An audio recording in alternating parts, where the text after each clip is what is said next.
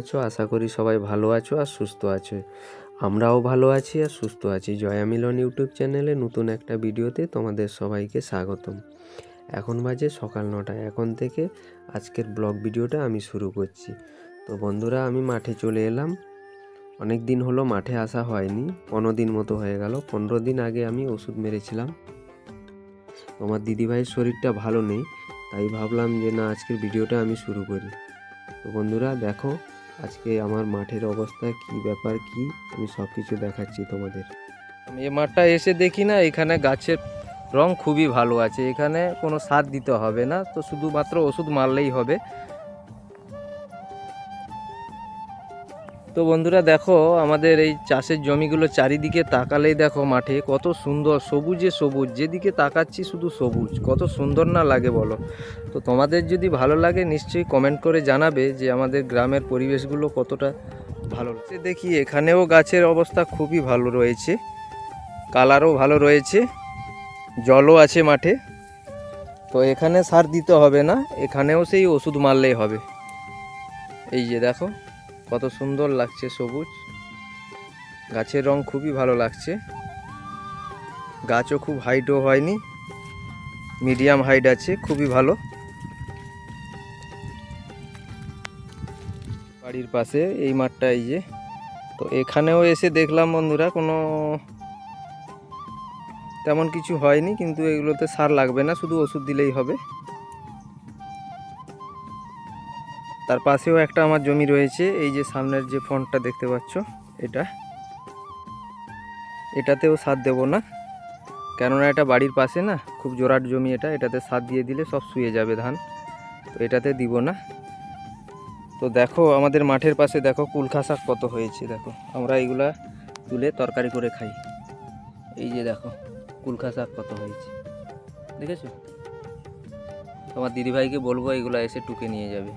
তো বন্ধুরা বাড়ি গিয়ে দেখা হচ্ছে, তোমার দিদিভাই কি করছে না করছে। চলো বন্ধুরা, এই যে মাঠ থেকে বাড়ি চলে এলাম, এসে দেখি তোমার দিদিভাই কি করছে। কি করছো গো? কি রান্না করছো আজকে? আজকে ডাল করবো, বাঁধাকপি চচ্চড়ি, পটল ভাজা। খাবে তো? আরে লঙ্কা কি হবে? লঙ্কাগুলো একটু চচ্চড়ি করবো, দেবো কাঁচা লঙ্কাগুলো। তো এই যে দেখো কি সব রান্না করবে, এই যে এখানে কেটে কুটে রেখেছে। আর ভাতও মনে হয় চাপানো হয়ে গেছে না, ভাতও চাপিয়ে দিয়েছে। ওই যে বন্ধুরা, তোমার দিদিভাই বসে আছে দেখো চেয়ারে, আরাম করছে।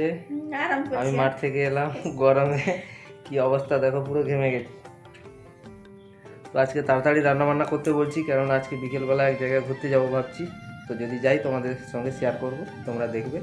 এখন আমি দোকান যাচ্ছি ডাল আনতে। তোমার দিদিভাই বলছে ডাল নিয়ে আসো, আজকে ডাল করে দেবো। আর কিছু তরকারি কি দেখি, চচড়ি কী করেছে, ভাজাভুজি জানি না, সেই সব করবে। বন্ধুরা এই যে দোকান যাচ্ছি, ডাল আনবো, তেল আনবো। তো চলো দোকানে গিয়ে দেখা হচ্ছে। তো বন্ধুরা চলে এলাম সেই দাদার দোকানে, মুদিখানা দোকানে। দেখি দোকানে কে আছে। দাদাও থাকে, বৌদিও থাকে। এই যে বৌদি আছে। ও বৌদি, দোকানে আসো। বৌদি আসছে দোকানে, দাদা নেই, দাদা মাঠে চলে গেছে না বাজারে গেছে। কোথায় গেছে গো বৌদি? দাদা বেলদা বাজার করতে গেছে দোকানে।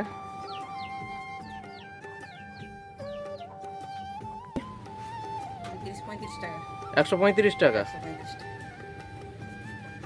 তো বৌদি আসছি, বন্ধুদের টাটা করে দাও ভালো করে।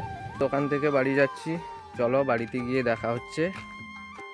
ছাগলগুলো ছেড়ে দিলাম, একটু খাচ্ছে এদিকে পাতা পাতা।